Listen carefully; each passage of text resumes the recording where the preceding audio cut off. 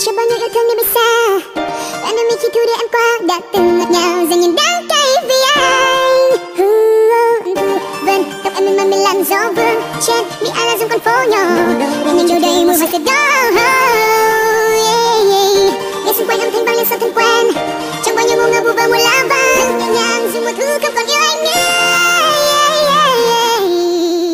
Đã từ rất lâu rồi trong anh định nghĩa hai tiếng yêu thương anh không thể cho ai kể từ khi anh có em.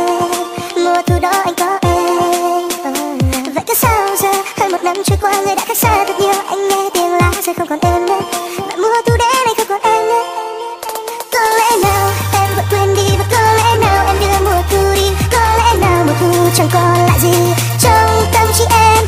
Có lẽ nào em buông anh đi xa mất. Có lẽ nào anh không phải người mà em yêu nhất. Có lẽ nào hãy thấy tự rằng chỉ là một giấc mơ, anh mất em rồi. Thu đến và đi như những gì đã sắp đặt, trang giấy trắng đâu thể mở đi từng màu buồn của nắng. À ơi vu vơ câu hát có lẽ chưa bao giờ anh viết tặng em, nhẹ bước chân qua bao ngọt ngào bao nhiêu cố gắng. Có hay không những bước thềm trong con tim em cần một khoảng rộng, biết lúc nào anh có thể lại được gặp em một lần nữa, là khi đó anh cảm nhận mùi hương tàn cánh hoa sữa. Anh yêu em thật nồng nàn như một bệnh lý đã muôn thuở. Yêu một người có lẽ phải học thêm nhiều điều, em là mảnh ghép cuối cùng anh còn thiếu. Nhiều đêm dằn vặt tự gắng mình không hiểu, làm những yêu thương trôi qua trong em là thật nhiều. Không lý do nào đã khiến em cùng người đó gặp mặt rồi vô yêu. Cánh cửa hy vọng như đang đổ sập ngay trước mắt, không còn hơi ấm nụ hôn bờ vai em thật chặt, cảm xúc bỗng như chết lặng. Đông tây ghé nhắn anh rằng thu cuối rồi cũng quay nhanh cuốn theo cơn gió lặng lẽ hòa tan vào trong một cuộc trời mơ màng.